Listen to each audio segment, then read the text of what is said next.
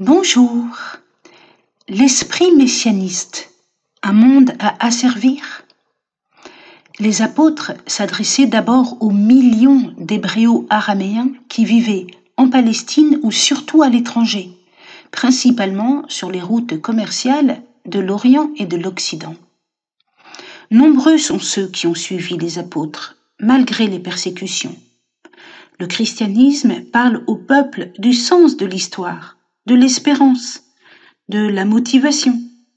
L'Épître aux Hébreux nous dit « Ainsi, le Christ al-Masir, après s'être offert une seule fois pour enlever les péchés de la multitude, apparaîtra une seconde fois, non plus à cause du péché, mais pour le salut, la vivification, la vie de ceux qui l'attendent. » Lettre aux Hébreux, chapitre 9, verset 28.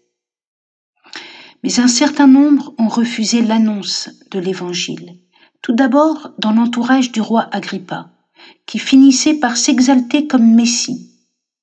Puis, cet esprit messianiste se répandit jusqu'à susciter en l'an 66 une rébellion contre le protectorat romain, qu'on a appelée la première guerre juive.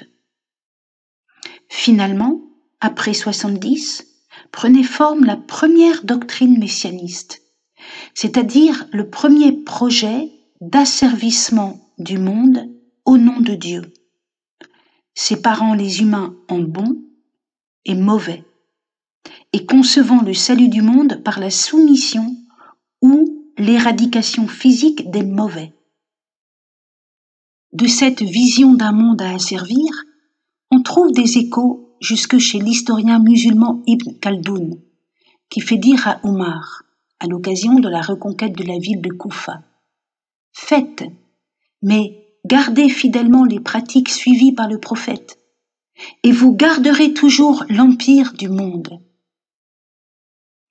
Beaucoup lisent un tel programme de domination mondiale dans le Coran, par exemple dans la sourate Les Prophètes, verset 105.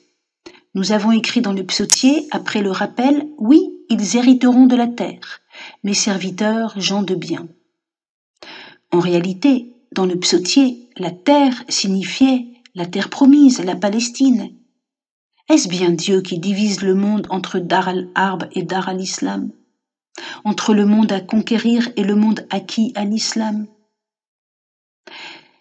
L'esprit messianiste et la perspective d'un monde à asservir est une contrefaçon de l'espérance chrétienne dans laquelle il n'y a pas de place pour l'idée d'asservissement. Le jugement et l'éradication des mauvais attendra la venue glorieuse d'Al-Masihar. Issa al-Masihar reviendra pour la vivification de ceux qui l'attendent, nous l'avons lu, lettre aux Hébreux, chapitre 9, verset 28. Et parce que la vivification est un processus, l'histoire de la fin comprend ce que saint Irénée appelle un royaume des justes sur la terre, le prélude de l'incorruptibilité, royaume par lequel ceux qui en auront été jugés dignes s'accoutumeront peu à peu à saisir Dieu. Ça, c'est saint Irénée dans le traité contre les hérésies. Mais ce royaume adviendra après la venue glorieuse de Issa al-Masihar. Merci, au revoir, à bientôt.